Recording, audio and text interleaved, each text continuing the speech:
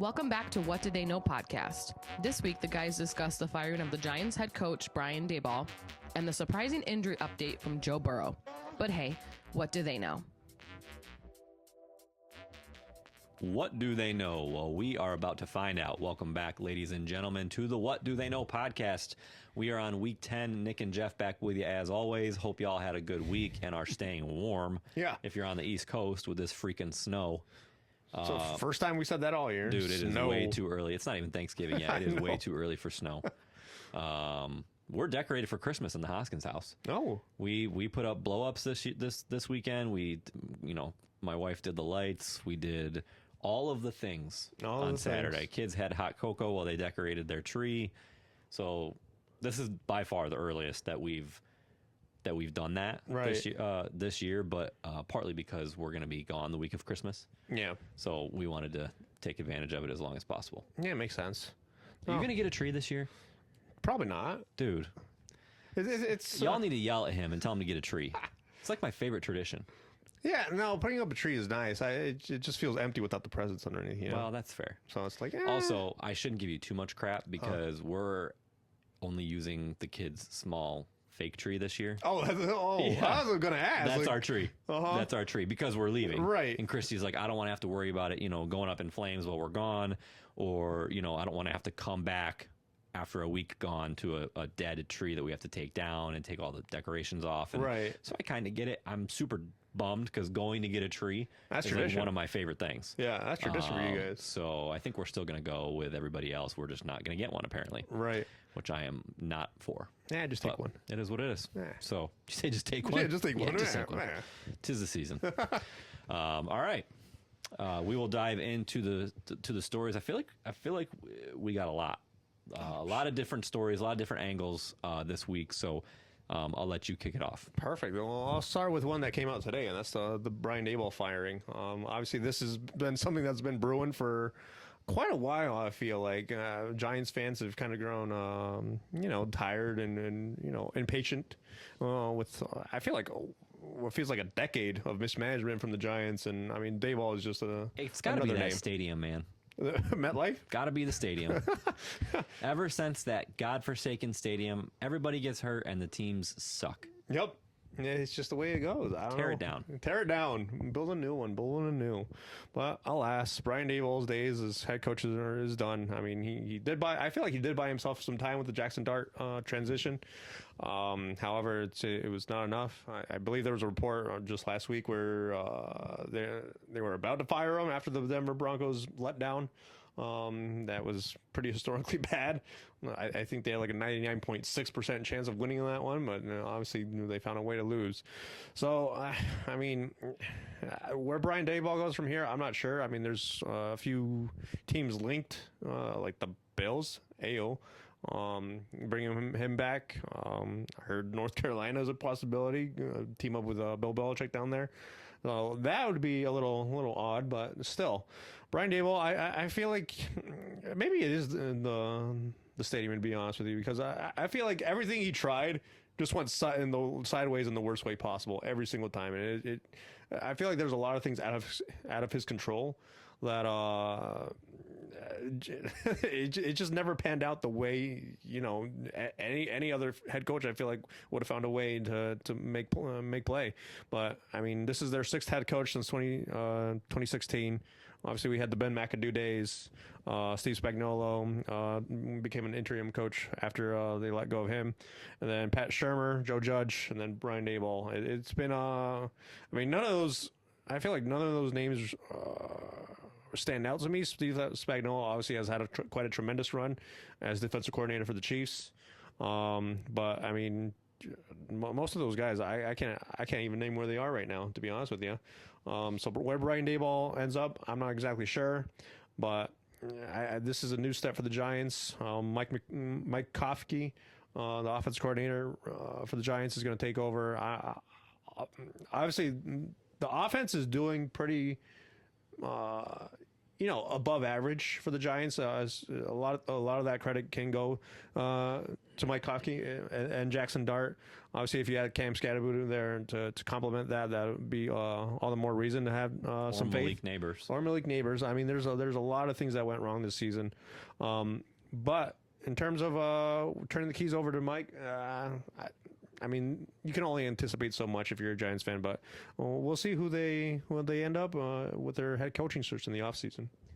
Yeah, so I think so. I follow a lot of Giants fans, a lot of Giants people on like social media and all that good stuff. And from seeing their comments over the last few weeks, I don't think it's, in my opinion, from what I could read and what Giants fans at least think, it's not the fact that they were losing games. It's how they were losing them. Yeah. They basically they decided weeks ago, and the Denver game didn't help, and obviously yesterday didn't help either, that Brian Daboll does not know how to manage a game. That his ability to coach and manage effectively is just not there. I mean, obviously you talked about the Broncos game.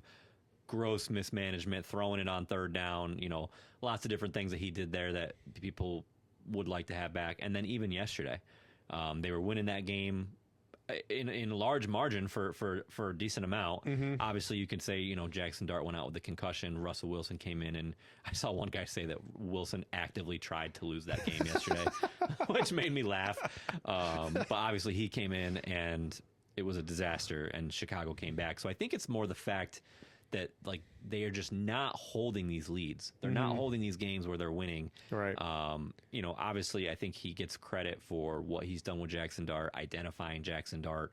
So he I feel like in a weird way, he kind of set the stage for whoever comes in to have moderate success. They got to do a lot. They got to build their offensive line. Their defense hasn't been nearly as good as they expected. Right. But I mean, you get Neighbors back, you get Scatterboot back.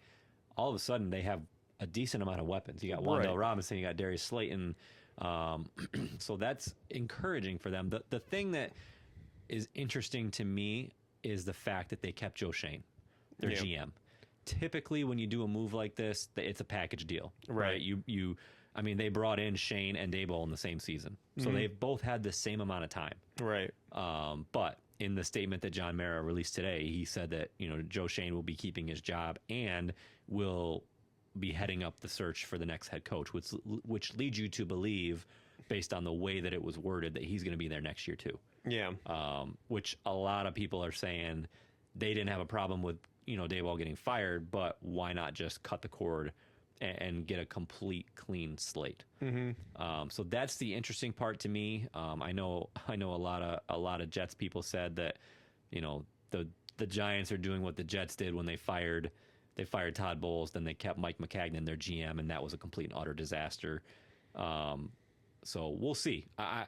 You could say that Joe Schoen, he drafted Dart, he drafted Neighbors, he identified Cam Scatterboot. You could say all those things. He has made a couple good decisions, but at the same time, he's also responsible for letting Daniel Jones and Saquon Barkley walk out the door. So I could make an argument both ways. I just think it's very interesting that they made that decision. Yeah, I'm trying to think of any time where you fire the head coach and you keep the GM and it kind of works out for you. And nothing really comes to mind. Maybe a viewer would kindly mention it. Looking at you, TikTok, kindly mention a thought of when an instance like that happened successfully. But yeah, I mean, Shane might be on borrowed time, I feel like, especially if he doesn't revamp that offensive line. I feel like that's like the one thing they're missing, to be honest with you. You labeled the weapons, Malik Neighbors, Cam Scatterboot. I feel like you're set in terms of skill position players, especially if Dart is going to be your quarterback going into next year, which he should be. It's just going to be that offensive line, which as long as it's there to protect Dart and give Scatterboot some holes so he's not, maybe in concussion protocol by like week 3 of next year, I think they're in good hands. In terms of their defense, obviously the expectations are a little bit of a letdown this year. But I mean, Abdul Carter is a rookie this year. Year 2 might be a little bit better for him. Brian Burns is having a great year. Everybody else on the line has had is non-existent as far as pressure and sacks go. Right. So we'll see where they go. Maybe we're looking at a defensive coordinator or defensive line coach or something along those lines. But I feel like they have the talent. It's just about getting the right coaching staff in there. Yeah. I feel like Shaney's going to be on the clock next year in terms of offensive line. Yeah, I feel like putting the GM situation aside, this will be a job that people want, right? As far as you always rank which opening is the best, which is the least desirable, i.e. Saints. Sorry, buddy. Yeah, it's all about the quarterback situation most of the time. Yeah, they have a quarterback. They're gonna have a high pick, right? More than likely top 5, right? So that's always enticing, and who knows? But I think it'll be a job that they'll get a good quality candidate because someone's gonna want that job. Right, absolutely. Okay, and then my second top story is the Kyler put on IR / his departure is imminent. It's the weirdest story, dude. Weirdest story. Because he was almost ready to play like last week, wasn't he? Dude, you saw clips of him in practice right next to Jacoby Brissett, looking completely fine. No limp, no noticeable injury, no brace or boot on his foot, nothing. Right. Yeah. And now all of a sudden he's on IR. He's on IR. I have no idea what to make of the situation. I feel like there's a lot of roundabouts that the Cardinals are doing because for whatever reason they just do not want to declare that they're moving on from Kyler Murray, and I think that's the strangest thing because I feel like everyone else just knows it already at this point. I feel like the departure is imminent, so to speak. A trade should be coming. Unfortunately, his value is pretty low, probably at an all-time low right now. So you're going to get, pennies on the dollar for Kyler Murray. But at the same time, it's just a breakup that's needed to happen for a while. Regardless of what coaching staff you've had in there, it just has not worked between Kyler Murray and Cliff Kingsbury. I heard a report or a link between the Commanders and Kyler Murray, and I was like, "There's no way. If I'm Kingsbury, I'm not touching that." No, dude, I'd be do not the bring that direction. guy. Yep, do not bring that man in here. Not even as a backup, please. No. I mean, at this point, Kyler. I feel like both Kyler and the Cardinals have to look at themselves in the mirror at this point and realize what this is something that's just not working. If you have to come out and just declare it and say, we're going to go our separate ways in the offseason, so be it. I mean, if you're going to embrace a backup role, if you're Kyler, that's fine. That's dandy. I think that shows maturity, to be honest with you. But maybe this whole IR stunt, I think it makes both the Cardinals and Kyler look bad, especially if he's coming off a practice where he's taking reps right next to Jacoby Brissett. I think it's ridiculous. Yeah, I think it makes the Cardinals look bad. Yeah. Because especially Jonathan Gannon just so far is just very wishy-washy. Yeah. I mean, a Monday night right after the game, they beat the Cowboys. He said there's no change at quarterback, right? And then it comes out Tuesday, Jacoby's starting. No comment about the injury, right? Yeah. It was that, hey, Jacoby changed my mind. Jacoby Brissett is going to be our starting quarterback, right? And so we're like, oh, good for him. He finally made the right choice. But then it's like, oh, well, no, it's because that Kyler's still hurt. Yeah.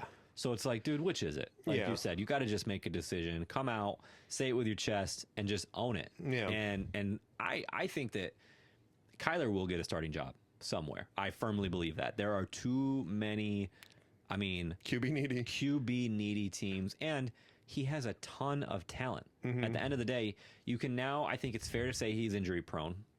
Yeah. I think it's fair to say this, he's now been through 2 coaching staffs. I think that's all very fair. But at the end of the day, he's a freak athlete. He's a Heisman winner. He's a number 1 overall pick.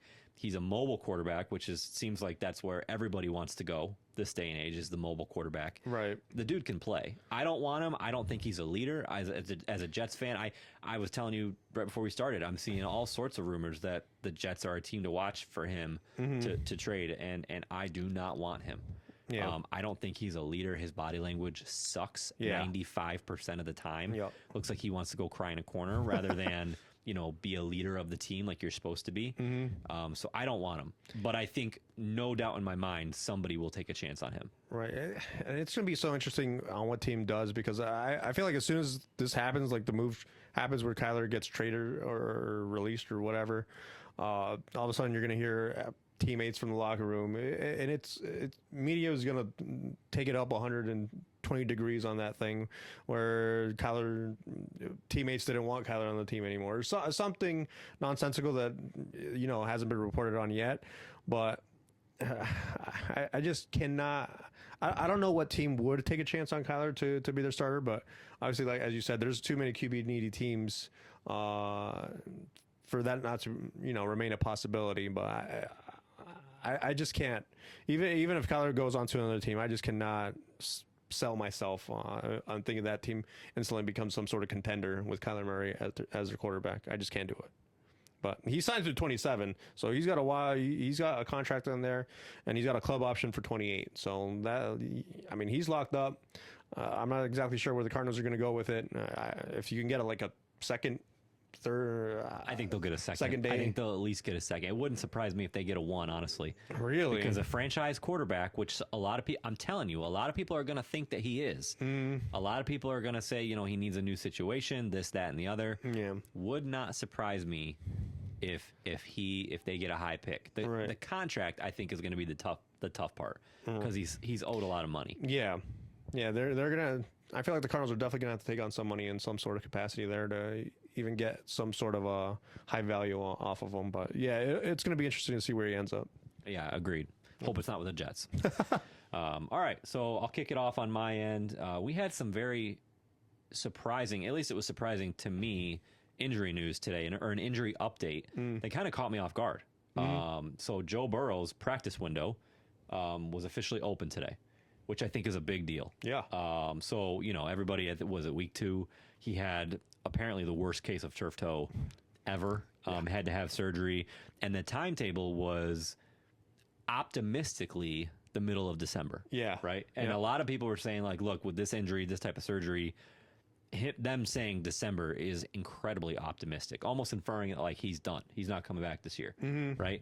And so you get the notice today that they opened his practice window, which means he has 21 days to practice and ramp up before they officially have to make the decision. Either we're adding him to the 53-man roster and he can play, or I think if they don't do it, he's done for the season. Yeah. I'm pretty sure that's how the IR works. Once you open the window, you have 21 days, and it's either you add him or you don't. Right. Now, to me, they would not be doing it this early if he wasn't ready to come back. Yeah. You know what I mean? Like, they would just wait another week or two to open that 21 days. So that to me is crazy and unexpected, because if you look at where the Bengals are at, and we talked about it last week, everything is right in front of them. They're 3-6, right? We know about the defense. That's the thing. And my next question to you in a minute is, does this even matter because of how bad the defense is? But they're 3-6. The Steelers lost last night, so they're 5-4, and the Ravens are 4-5. Yeah. And 2 out of the next 3 weeks, they play the Steelers this week, then they play the Patriots, then on Thanksgiving they play the Ravens. Oof. So it's right there, man. Yeah. It's right there. I feel like the NFC North just got even more interesting. Yeah. So their next 3 games, I just talked about it, but so they're at the Steelers this week. They're home to the Patriots next week. They're at the Ravens on Thanksgiving. That's my bet for when he comes back. But at minimum, so the 21 days would be over after that game, right? Or the 3 weeks would be over after that game. So at minimum, if they declare he's ready to come back, he's playing December 7th at the Bills. That's a tough stretch. Let me say that real quick. It is a tough stretch. 2 division opponents, and then with the Patriots sandwiched in there, and then the Bills, and the Bills afterwards. Ooh. So at minimum, you got to assume that he's going to be playing December 7th at the Bills. I really kind of feel like he'll play. I don't know why, but the game that jumps out to me is Thanksgiving, right? Baltimore, just because it's a divisional game. So I don't know. I think it literally opens up the division, and I just wonder, can the defense get it together? Were they able to figure something out on the bye week, right, to where they come in this week and they maybe, who knows, man? I mean, it might sound ridiculous, but maybe even the fact that he's practicing and is close could give them that boost. I don't know. I'm really curious to see what happens with this division because I feel like if he comes back and they're able to win, let's just say 2 out of their next 3, I think it's wide open for them. Yeah, I don't know how I feel about it, to be honest with you. It feels like such a desperation move by the Bengals because, like you said, it is right there for them for the taking. I mean, their offense is, Joe Flacco has been rejuvenated, I feel like, with Jamar Chase as his top receiver there, T. Higgins. With that whole receiving core, their offense is the limit right now. It's just been their defense has been so atrocious. It just feels like such a desperation move right now with Joe Burrow. I mean, obviously, you hope he's when he does come back, he is obviously healthy and it doesn't become back to square one with the turf toe. But yeah, the Ravens game makes a lot of sense, especially if they win against Pittsburgh. I mean, if they split the Patriots and Pittsburgh, try to get a little momentum with against Baltimore, a division rival right there. I mean, it's still you're 3-6. That's a mighty mountain to climb. Yeah, but do you remember them last year? What their record was? They were like 2-7, yeah, or 2-8, or something like that. And it came down to the last week of the season. Yeah. So they have to have that belief, like, look, we did it last year. We could do it again. Right. Not that I agree. Right. But I'm just saying from their perspective, it wouldn't shock me if that's where they're at. Right. I mean, how often or how much can you rely on Joe Burrow coming off an injury, though? I just don't know if I would put all my hopes and dreams on that one. I mean, that's your franchise quarterback. Are you really gonna put him back throw him into the fire again with that offensive line? I mean, Joe Flacco is a veteran. He knows how to maneuver around issues with the offensive line. Obviously, Joe Burrow is no slouch on it either. But I mean, I just don't know. It just makes me nervous, to be honest with you. As a fan of Joe Burrow and a fan of everything he brings to the table, I just don't want to see another Andrew Luck situation, to be honest with you, where they kind of force his hand to retire or something, step away from the game, but. I understand the move from some certain perspective, especially with how weak the AFC North has been this year. But it's I mean, as far as I'm concerned, I feel like it's Lamar Jackson's division to win 100% at this point. But I mean, only being a game behind the Ravens, I understand Cincinnati's desperation and desire to kind of take advantage of a low year for the division. But at the same time, I just cannot. I just can't. I can't wrap my head around it right now, to be honest. I think it's realistic to say that 9-8 could win you this division. 9-8, 10-7. 10-7 for sure. 10-7 for sure. It wouldn't surprise me. I mean, the Ravens, who we both think are going to end up winning the division, is 4-5 right now. Yeah. So that means to get to 9-8, they got to go 5-3. 5-3. That's not easy, So, I mean, they got to play the Jets. No, but I mean, going 5-3 over their last 9 games, over their last 8 games, is not a guarantee, right?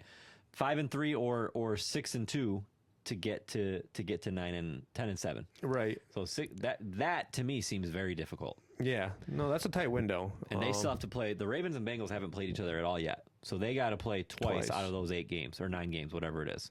So I don't know. I think it's right there for the taking. I would like to believe that the Bengals wouldn't be doing this. Like I said, they still had 3, 4, 5 weeks to even pull the trigger on opening that 21-day window. Right. So for them to do it now, you have to think that he's in a good spot. Yeah. I mean, they already said he's out Sunday, right? He's not playing at Pittsburgh. So does he come back against New England? Probably. I don't see that. Does he come back? Who knows? But I would like to think that they're not just throwing him out there when he's not in good shape. I hope so. And I'd like to think that Burrow wouldn't allow them to do that. Yeah. I know he's a competitor at the end of the day, that's but the thing. I feel like Burrow sees the same thing we're seeing, and that's an opportunity to sneak into the playoffs via the divisional route. So I mean, if he's pushing for this, I mean, hats off to him for being a competitor. But at the same time, I mean, you got to watch for your health, my man. Yeah. You've kind of come to be known as a little injury prone, unfortunately. 100%. You have to say that about him now. Unfortunately, that's the truth. But I mean, I get the fire inside of you, but at the same time. pack it up until you're healthy, my man. And maybe they can make some upgrades on the offensive line and going into the offseason and then retry next year. But just don't try to waste your career on an opportunity like this. Yeah, I mean, they were my preseason pick to win the division. So I'm excited about this to potentially still have a shot at that. But we'll see what happens. And then my next one is just the Rams are a wagon. The Rams are the best team in the NFC. I don't know if that's a hot take. I mean, they are so good right now. I think that I was very, very impressed watching that game yesterday. The Niners already beat them once, right? Robert Saleh has a phenomenal defense, and Matt Stafford literally cut through that defense like hot butter. Yeah. I mean, 42-26, Stafford had 4 touchdowns again.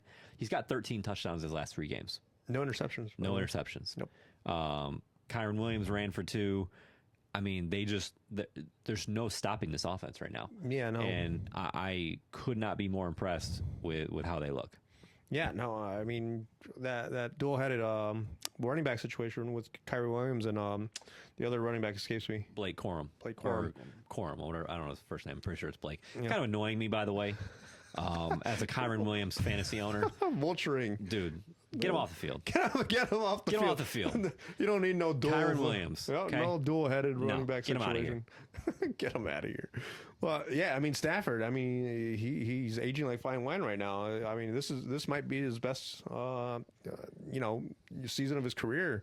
There's just no avoiding the fact that this offense is looking as great as, prime Detroit Lions Matt Stafford with Calvin Johnson. To be honest with you, Puka Nacua has solidified himself as a top 2 receiver, and the way Sean McVay coaches at readies his team regardless of the opponent, I feel like there's just no underestimating this team right now. They are definitely up there in terms of NFC threats. Obviously, you have Detroit, who has been prone to have a letdown game here and there, but I feel like they always regain focus pretty quickly. Eagles, obviously, reigning Super Bowl champions, they're there, and then you have some wild cards like the Tampa Bay Bucks or something like that. Yeah. But yeah, the Rams just I feel like they're just. And this might be a scenario where they peak too soon. I know. Unfortunately, I hope it's not the case, because I feel like I haven't really seen any sort of weakness or letdown. They have their defense is just as good. Yeah, their defense plays complementary football. They fly around. Jared Verse is a stud linebacker. He blocked a kick yesterday. They're loaded in the right positions. Correct. All That's a around. great way to put it. Yeah, and I mean, there's just no denying it. They're fun to watch. Yeah. They're really fun as a casual fan. Yeah. If you're a fan of whoever they're playing, you got to be just pulling your hair out of your head. Yeah. Because there's no stopping them. Yeah. You try to find the superlatives to define the Rams, and honestly, it escapes me because they're just that. They're impressive. very, very, very good. Yep. I could not be more excited to watch Rams Seahawks on Sunday. Because Seahawks are They're I feel like the same. They're right there. They got the same record. They bolt raced the Cardinals on Sunday. I feel like they're mirror images of each other. They are. Yeah. They are. They have a great offense. I think the Rams are a little bit more consistent on offense. Like Darnold had a couple turnovers on Sunday. But they have a stud receiver in Smith and Jigba. Their defense, I would argue that Seattle's defense is better than the Rams' defense. Seattle's defense flies around. Holy crap! Yeah, and their special teams as well. Fast, yes. Yep. Dude, sneak peek. That's one of our games of the week this week. I'm stoked to watch that game. Yeah. I mean, there's nothing else I can say about it. Honestly, they're just a really, really good football team. Yeah, agreed. Yep. All right, overreactions. What do you got this week? So, as we were talking about Kyler Murray in our top stories, it's time to move on from another quarterback, and that's Jacksonville with Trevor Lawrence. I think it's time to say sayonara. To be honest with you, I mean, you have his stat line from this week. 13 for 23. 158 yards, 1 TD, 1 interception. That's bad. He took 5 sacks, and he had a 74.2 rating. I mean, I will say Houston has a very underrated defense. Their defense is downright dominant. Yeah. But Trevor Lawrence just ain't it, man. Yeah. I'm right there with you. Okay. Yeah, I mean, he's 16th in terms of yards in quarterback position. Yeah, that's right, and that's mid. That's right. That's mid. That's a good way to put it. So, I mean, obviously you have expectations as number one drafted overall quarterback prospect, just like Kyler Murray was. I mean, this is his, second, third coaching staff as well. Urban Meyer, then Doug Peterson, and now Liam Cohen. Yeah. So, I mean, at some point, if you're Jacksonville as well, obviously you paid him the money, but I think this might be a Kyler Murray situation where it's time to bid adieu. And honestly, Trevor Lawrence might garner a little bit more attention than Kyler Murray, to be honest with you. So that was the other name that I couldn't remember when I was telling you that, like, the Jets are rumored. The Jets are rumored to being. They're going to use their picks that they got from the trade deadline to acquire a veteran quarterback. And I told you, I said the names that are floating around from veteran quarterbacks who might realistically be available are Kyler Murray. Mm-hmm. I've heard Joe Burrow. I don't buy that. I don't think that he's available. I mean, you'd literally have to trade all 5 number one picks. Cincinnati might burn the whole city down. Correct. So I don't think that's realistic. But the other name that you just reminded me was Trevor Lawrence. Okay. So I don't think that's an overreaction at all. I don't know what. He looked so good his first year. Yeah.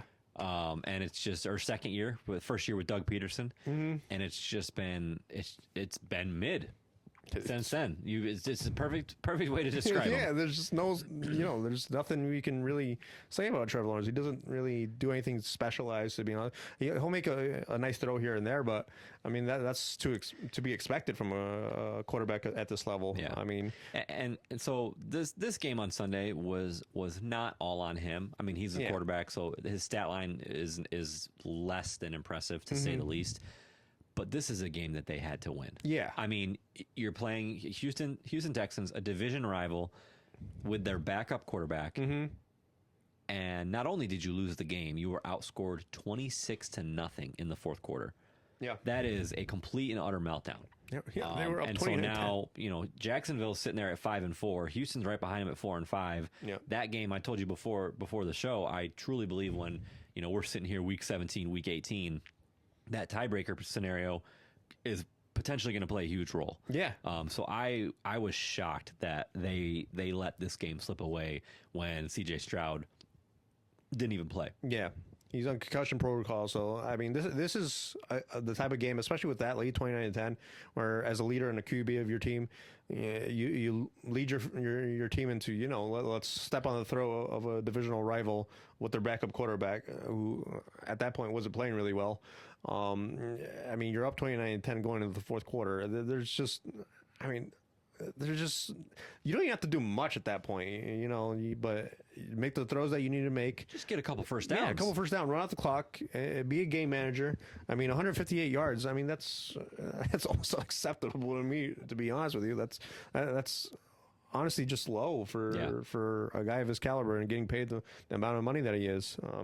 I mean, that puts him for the season 10 TDs and 7 INTs. So it's not like he's blowing the world on fire. And honestly, Trevor Lawrence I feel like has been a disappointment. Big one. As a can't miss. Talk about not prospect. Playing up to your contract. Right. I mean, he was the most recent that I can think of. The guy where people were using the adjective generational. Yeah.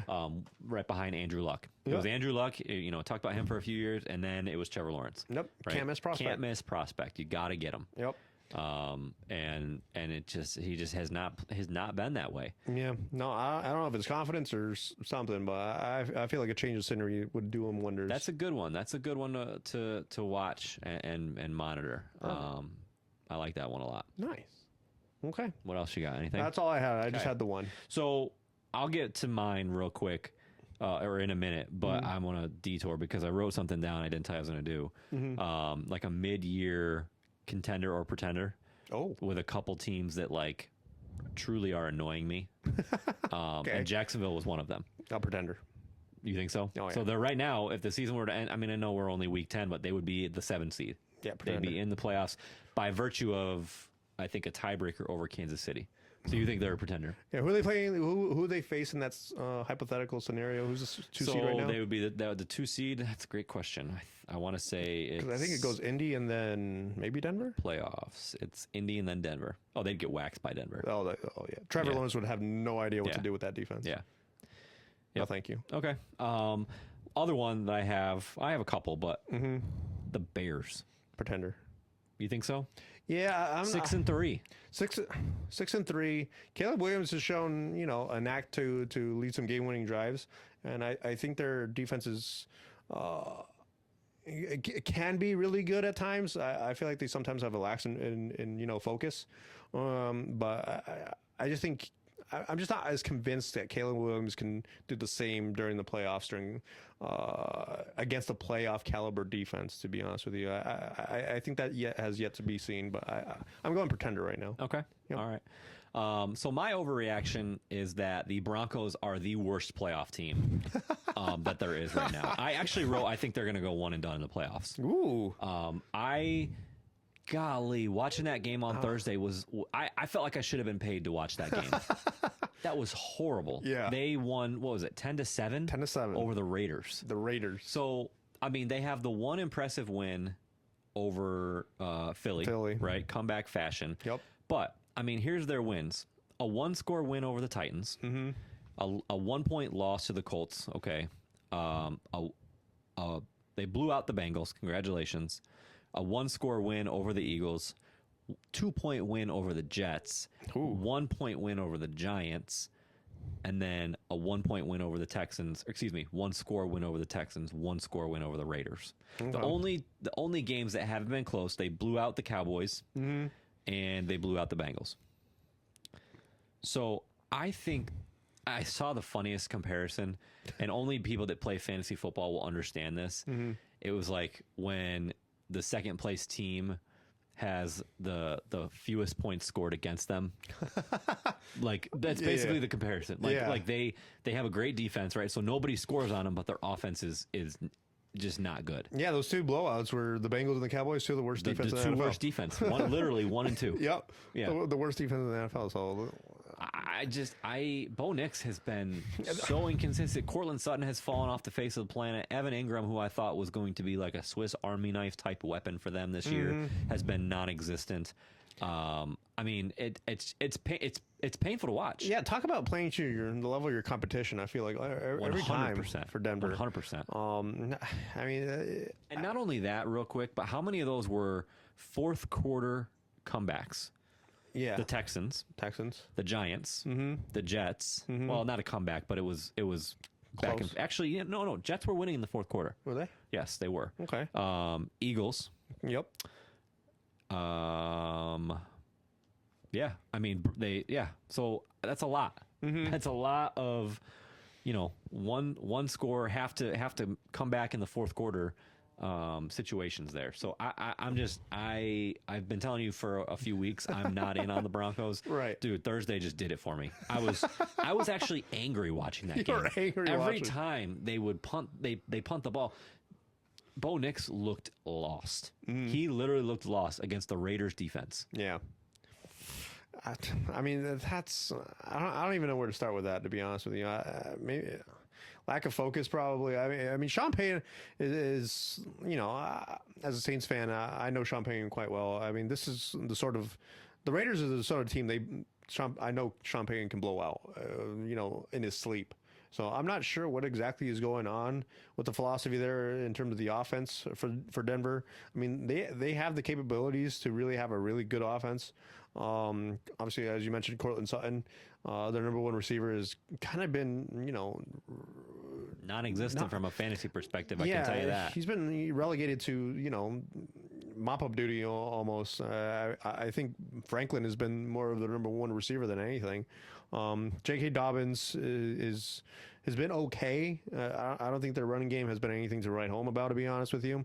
But overall, there's just seems to be a lack of consistency or focus in terms of what exactly your identity is going to be if you're Denver.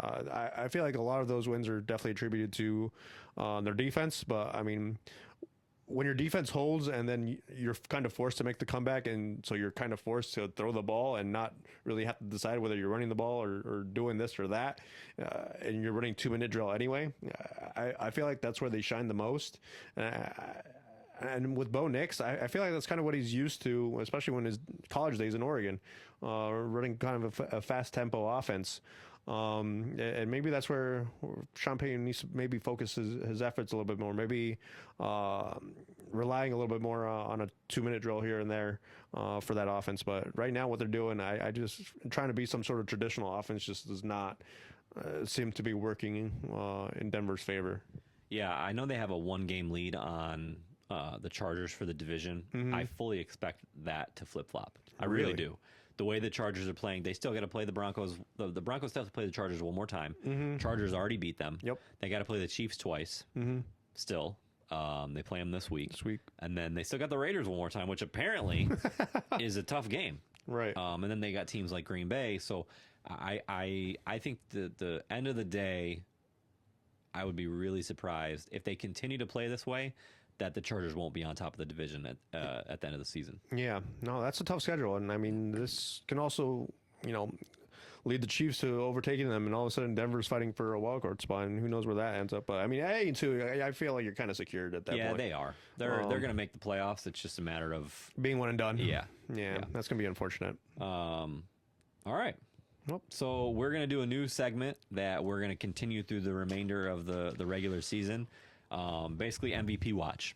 So every time we post something about MVP or a reel or it gets a lot of conversation. Yeah. And there's just it's crazy to me how many different opinions there are on how people view the MVP.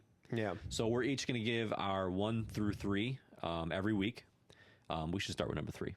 3. Yeah, and work our way up to number 1. Okay, sounds good to me. And then we'll just talk about it. Next week, it could flip-flop. It could stay the same. It could be very quick. Who knows? Right. But I think now is a really good time because we talked about last week how many different legit MVP candidates there are.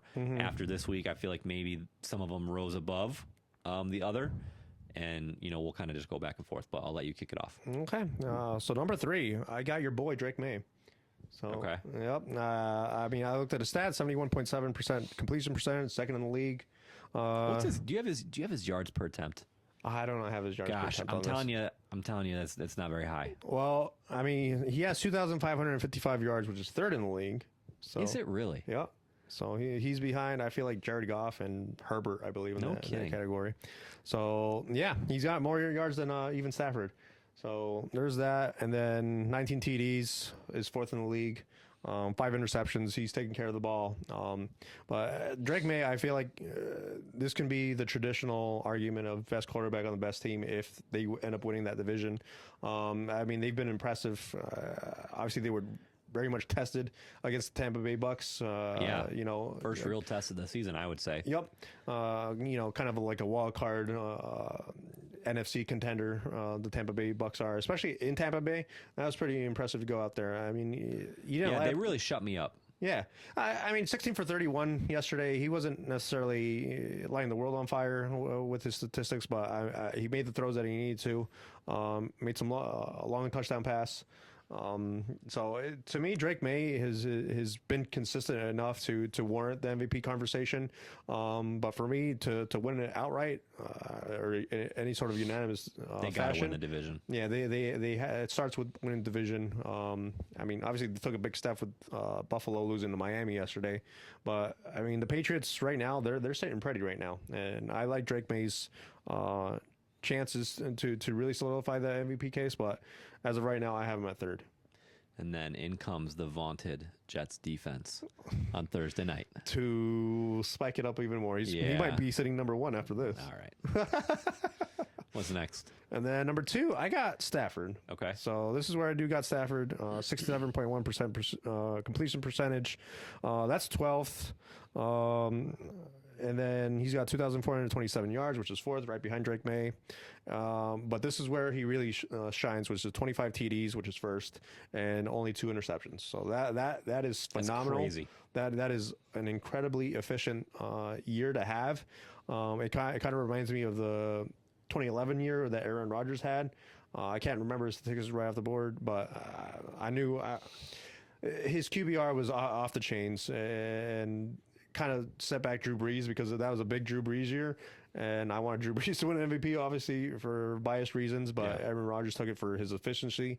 And I mean, at 25-2, there's just nowhere else to really go, to be honest with you. That's just pretty impressive. And I mean, as we talk about best QB on the best team, they might be it, to be honest with you. I mean, they're no slouch at what, 7-2 right now? Yeah. Tied for the lead in the NFC West. That in a mighty difficult division. Yeah, Matthew Stafford deserves his flowers for that one. And then number one, Jonathan Taylor. Okay. Obviously, we talk about it being a QB award, but honestly, this is something. Jonathan Taylor. I got home from work to watch that overtime period. Yeah. And Jonathan Taylor just led that drive. Daniel Jones had that one good touch pass to Tyler Warren to really get in a chunk yard. But, I mean, in the red zone, Jonathan Taylor, you knew they were going to run the ball, try and run out the clock or set themselves up for a field goal, and they just fed it to Jonathan Taylor, and he just, danced around and ended up scoring untouched. I mean, Taylor won them that game. Yeah. You know what I mean? You could say that he had the 80-some-odd yard touchdown run. He had three total touchdowns. 3 TDs. 240 some odd yards. I mean, he won that game for them on a day where, Falcons defense came to play. It was tight for a very long time. And so I could see it. The good version of the Falcons showed up for this game. Correct. I mean, he's got 1,139 yards rushing, and that's like over 200 yards over the second place player, and that's, I believe, James Cook. So, and he has 17 total touchdowns, 15 rushing and two receiving. So, my fantasy team is very happy with that. So Jonathan Taylor has been my MVP so far. Okay.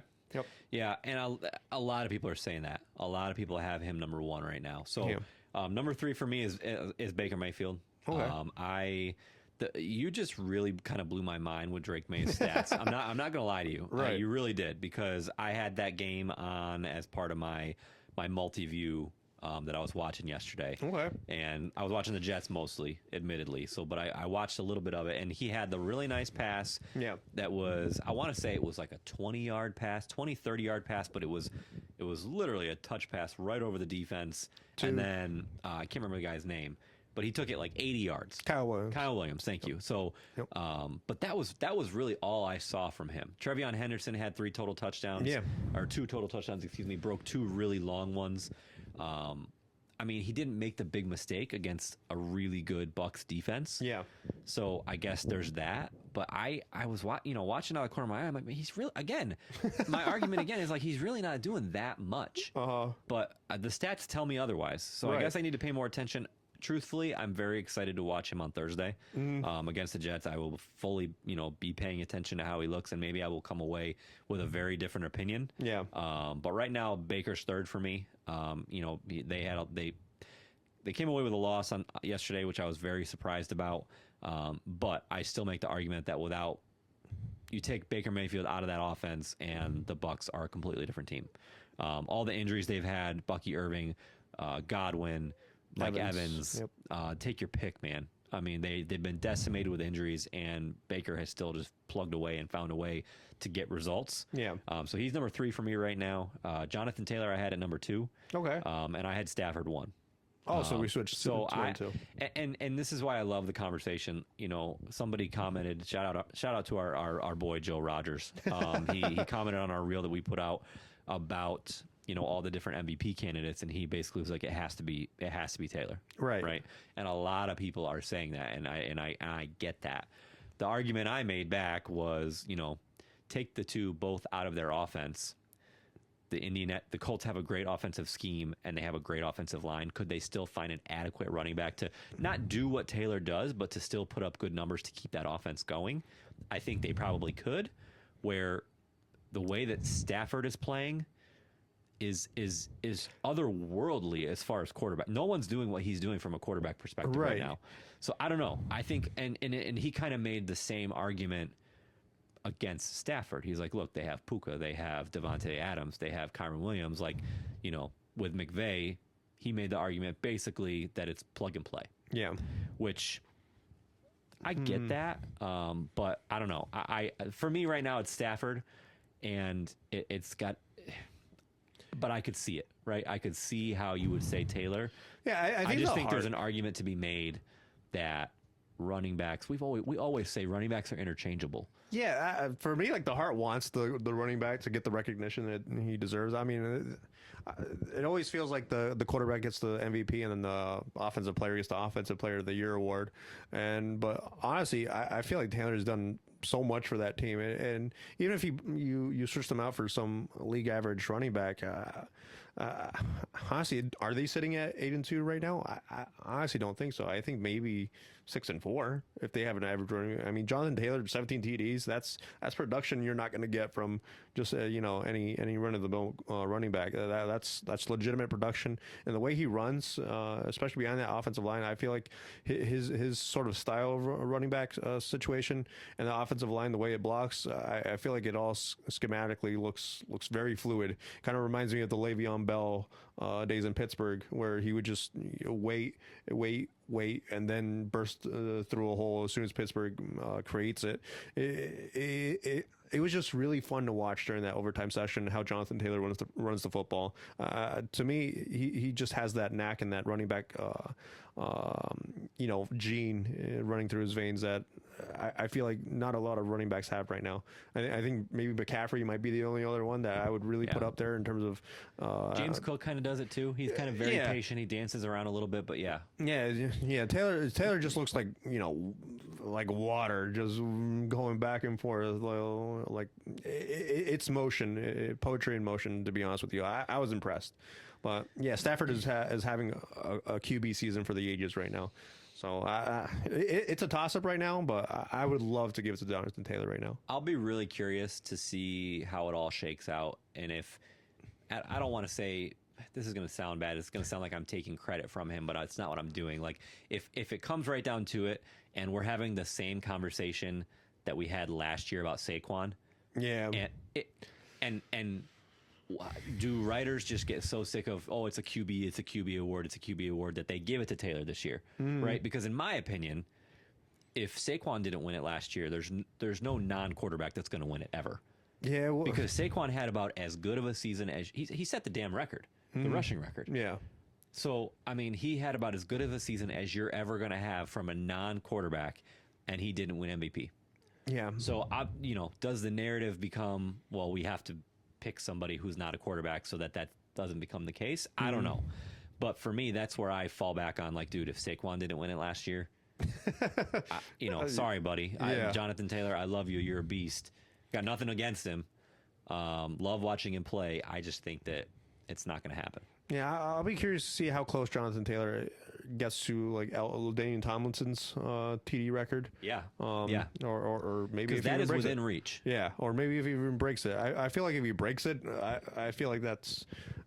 I feel like the Raiders don't even have a choice at that point. I feel like because you gave LT the MVP that year, Jonathan Taylor, he's got to almost have it at that point. But yeah, I mean, if Stafford keeps this up and has some sort of ridiculous, 40 touchdown and 5 or less interceptions, that is going to be a conversation for the ages. I honestly wouldn't even know where to lean, to be honest with you. That's rough. Yeah, I mean, it wouldn't be outrageous to say that the Rams could end up with the number 1 seed. Yeah. So if that happens, both number 1 seeds right there. Quarterbacks playing like that. I don't know, man. Yeah, we'll see. But I love the conversation. Yeah, because it seems like you could talk to 5 different people and get 5 different answers on how they view the MVP. Yeah. So we're going to do this every week from now on. And the list could stay the same. It could change.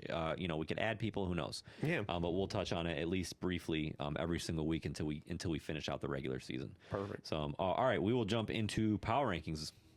Okay. What do you got? So I got the Colts still at 1. They won, so there wasn't much movement there. I mean, I feel like I said, the good Falcons team showed up over in Dublin? Where they play? Germany. Germany. You had the Colts number 1 last week, even after coming off of a loss? Yeah.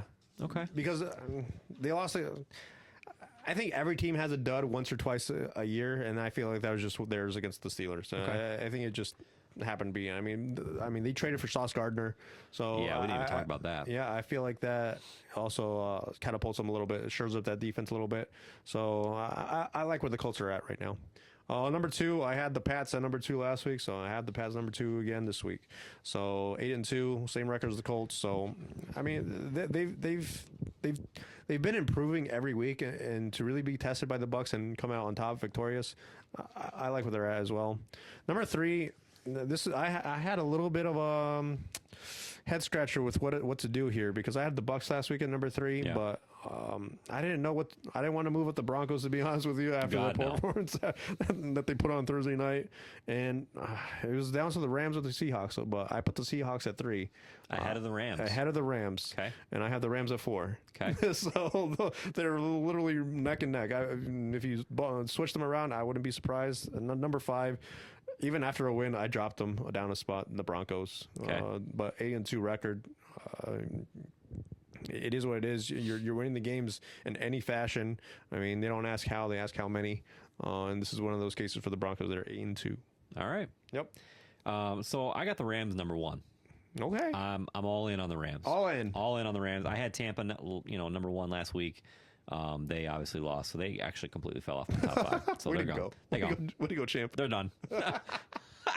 So number 1, Rams. Number 2, I have Seattle right behind them. Ooh.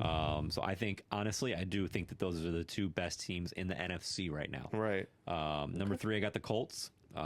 Best team in the AFC, I would say right now. Mm-hmm. Definitely ahead of the Broncos. Aren't even in the conversation for me. Yeah. Not even on top 5. So 4 and 5, I really struggled with, kind of similarly, but I kind of went off who is playing the best right now. And so for me, 4 was Detroit. Detroit's playing really well. I think we're not talking enough. We didn't even talk about it at all. But if it continues, we need to talk about the decision that Dan Campbell made to call the plays. Yeah. Because that could be a coach of the year type call that he took the play calling duties from their offensive coordinator. Yeah. And they were a well-oiled machine yesterday. Yeah. I mean, if there's a heartbeat to the team and knows how to conduct, like I love it. I love everything about it. He's a conductor, and he knows exactly what to do with that offense, and he's built this from the ground up, to be honest with you. And Dan Campbell, I mean, you think you've seen lunatic plays with Ben Johnson in Chicago? I feel like Dan Campbell's about to, rewrite everything. And it's funny because, like, they talked about it during the game yesterday, and I'm like, what? Yeah. Because maybe it's just me, but like you look at Campbell and you think defense, right? You think a defensive background, correct? Up. But he was a tight end. So he has an offensive background. So I had to remind him, I'm like, this dude's calling offensive plays? Like, this is going to be a disaster. But then I had to remind myself that he played tight end. Matt Patricia. Exactly right. Oh, God, that guy. Man. But yeah, so that I'm curious to see how that shakes out if it continues. He downplayed it big time. Was like, hey, just a change of pace. Wanted to throw something different out there. Yeah. Get a second set of eyes on the plays. Blah blah blah. Very downplayed it. Very respectful of their offensive coordinator. Right. But I thought that was huge. Yeah. And it showed. They put up, what was it, 44 points over Washington. So Detroit number 4. I got the Chargers number 5. Chargers. So big win over Pittsburgh last night. They're still a game behind Denver. They have the recipe. They can run the ball. They have a great defense. They have a quarterback who can get it done. I'm big on the Chargers right now. I always want to be big on the Chargers, but I feel like whenever they sucker me in, they do something to blow me out the water, and I'm like, oh God, it's the Chargers again, all over again. Yeah. I don't know. I don't know what the Chargers, to be honest with you. Yeah, we'll see. We'll see. But big win. I thought the impressive win last night. They made Aaron Rodgers look not good. Yeah. So there's that. All right. So we will finish up with our picks. Once again, dude, I am horrible. I went. So we did 2 game of the weeks last week. Yeah. If you remember, we had two good matchups. We're actually going to do it again this week, but I went 1-3. So just to give everybody a lovely reminder. Absolutely. I picked, my lock was Denver over the Raiders, -8.5. Oof.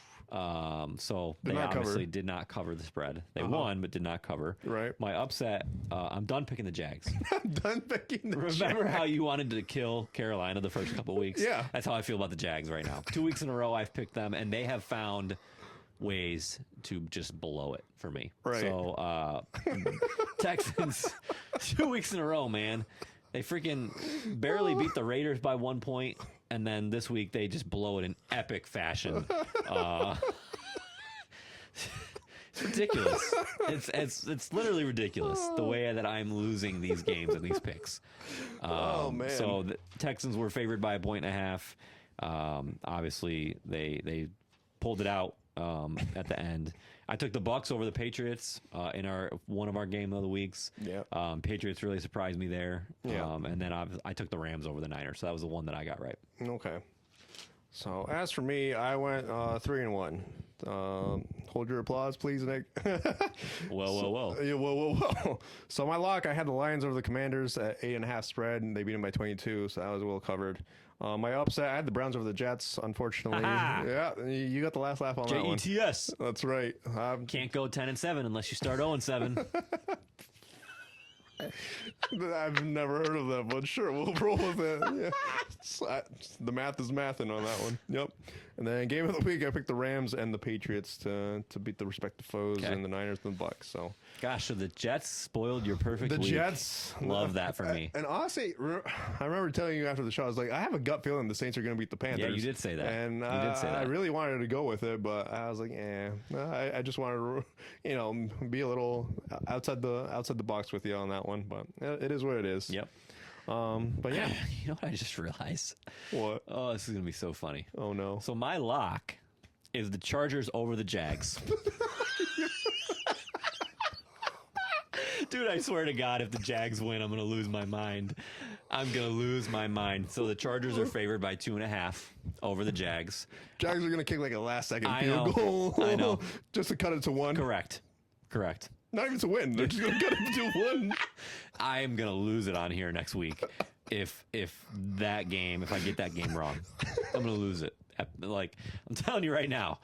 So I just realized that I picked against them again. They just showed up Dude, randomly. what the freak, man. So that's my lock. Chargers over the Jags. Anything but. Yep. My upset, I'm taking the Bengals over the Steelers. Okay.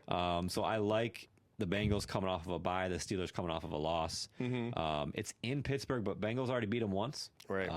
And like I said, it might sound ridiculous, but I truly believe that even Burrow practicing is going to give them a boost. So I like the Bengals over the Steelers. Steelers favored by 5.5. And then our 2 game of the weeks. So we did the Rams over Seattle, or the Rams at Seattle. I'm taking the Rams. Okay. I'm super, super excited to watch that game. It's actually in LA. I said at Seattle. It's in LA. Yep. And then Tampa and Buffalo. Tampa coming to Buffalo. I'm taking Tampa Bay. You're taking Tampa Bay. I'm taking Tampa Bay. Okay. I think that Buffalo has to figure some things out. Yeah. And I'm at the same time, I'm going to talk out both sides of my mouth. I'm not reading too much into this Sunday because the Miami is just that team for them that always plays them tough. And it was a freaking monsoon in Miami. So they had 3 turnovers. It was rainy. It was messy. So I'm not reading too much into it, but at the same time, the storyline that we've talked about, the Bills receivers not being able to get separation, showed up again. Yeah. And Tampa Bay has a very good, what I would even call exotic defense with the way they blitz. Yeah, with Todd Bowles. Correct. Yeah. So I took Tampa Bay. Okay.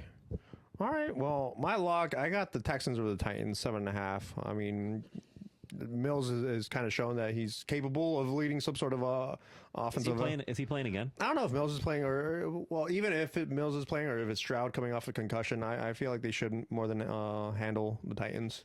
Titans are 1-8 right Correct. now? Yeah. And Cam Ward is a bust. Yeah. And side note, from a fantasy perspective, since Davis Mills has played, Nico Collins has been amazing. Yeah. The last week and a half when Stroud went out, amazing. So love that for me. Yeah, I feel like the Texans defense should more than handle Cam Ward and whatever the Titans put out in terms of offensive, identity. And then my upset, I got the Panthers over the Falcons. I mean, we were just talking about the Panthers. How can anybody trust the Panthers? They are one of the most confusing How can anyone teams. trust the Falcons? Well, that's true. That's fair. No, honestly, what's the spread there? It's 3.5 for the Falcons. Okay. Even though they're 3-6 and the Panthers are 5-5. Yeah. It's a weird little thing there, but I mean, the Panthers already beat the Falcons and they trounced them. It was like 30-something to nothing. I think they shut them out. early in the year. I feel like the Panthers literally, if you look at their schedule, it's every other week. No, now that I think about it, I'm pretty sure I picked the Falcons over the Panthers when they first played, and now I'm picking the exact opposite. Knowing my luck, it's going to be the Falcons over the Panthers at this one, but it is what it is. They're playing in Atlanta, but to me, I feel like the Panthers have more of a known identity. The Falcons just, I don't know what they can't figure it out. Yeah, they can't. They can't figure out. And you've talked about this before with them. Like they cannot figure out what they want to do on offense. Yeah, they can't. I mean, obviously you can never have too many weapons, but I feel like this is a case of not knowing how to distribute your weapons at the exact right time or how to do it efficiently and effectively. I mean, they're giving Algier goal line situations when you have Bijan Robinson right there, and then that's your fantasy team talking. That's my fantasy team. Out of here. But still, at the same time, why are you trying to feed your backup running back when you're already feeding Drake London, Kyle Pitts, and whoever else? Stop it, Atlanta. Stop it. Simplify it. Run Bijan. Pass it to Drake London. A and B. That's literally what you need to do. But alas, they're making it a lot more complicated, I feel like. And the Panthers, they already know. Run it with Rico Dowdle. That's all you have to do. And that's kind of what the Saints forced the Panthers to do yesterday. I went through a little bit of a hey-oh to the Saints for winning game number 2. Both of our teams won. I didn't think this day was going to happen, to be honest with you. Definitely not this year. Yeah, no, absolutely not. And honestly, they forced Bryce Young to be a quarterback, and that was the Panthers' downfall, to be honest. So, ouch. Yeah. They forced him to be a quarterback. Yep. And ouch. Cannot happen. Bryce Young just has not had that much luck against the Saints secondary, to be honest with you. So I'm going there, and then game of the weeks. I actually went the exact opposite of both your things. I love that. Seahawks over the Rams and Bills over the Bucks. The Bills are just susceptible to the run game, and I'm not sure if I trust the Bucks run game with Rachaad White enough to really take advantage of that. Obviously, we saw Achane just absolutely run the doors off of Buffalo yesterday, so we'll see where that goes. But it's just hard for me to envision Buffalo losing back-to-back games, this one being at home. And then the Seahawks, I mean, it's a coin flip, to be honest with you. You can't go wrong with either team, to be honest with you. It might be a tie. Make it a tie. Might be a tie. It might be a tie. What do we do there? Got to be a wash, right? Got to be a wash. Okay. Got to be a wash. Yep, that's it for All me. Right. Love it. So we got 4 games next week. Both of our games of the week are different, so I love that for us. Yep. There are tons of good games next week. Yeah. So we just talked about 2 of them with the game of the week. The Sunday night game is the Lions and the Eagles. That's a great game. Denver and the Chiefs are 4:30, 4:25. That's a phenomenal game. Mm-hmm. So lots and lots of good football coming up this week. And like I was telling you, the Jets play Thursday, so I can watch that game and then watch all of them on Sunday. Right. Cannot wait. So it's going to be a good week. And then the following Sunday, we're headed to Baltimore. We're headed to Baltimore. What do they know? On the road. Nope. Can't wait. In Baltimore. Oh, man. Jets are 10.5-point dogs already. Right now? In that game, yeah. So we might be on the road early. We'll see. We'll see. First drive, we're out of here. We're gone. We'll see. We'll see what happens. Just there for the food. All right, yeah. Get some crab cakes. Yeah, there we go. All right. Hope you guys enjoyed, and we will talk to you next week. Yep. Sayonara. We want to hear from you. Stir up some conversation or controversy and reach out to us on our social media platforms to add to the weekly conversations.